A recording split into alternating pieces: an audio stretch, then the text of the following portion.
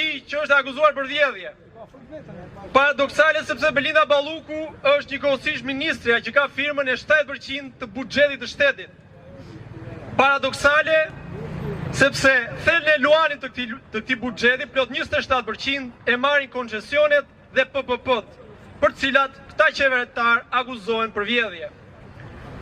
Paradoksale sepse përmes asaj që quajnë paqe fiskale, praktikisht po i falin 1 miliard euro atyre që këta i quajnë biznese, por që në fakt janë miq të ngushtë të Edi Ramës. 1 miliard euro. 1 miliard euro të cilat do t'i shërbenin buxhetit për të rritur me 50% fondin e pensioneve. 1 miliard euro a thua se janë të babait e Edi Ramës.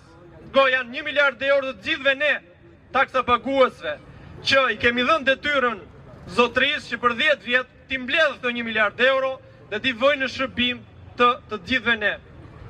Paradoksale është situata edhe sepse me këtë buxhet, ata deputet majorancë që ulen aty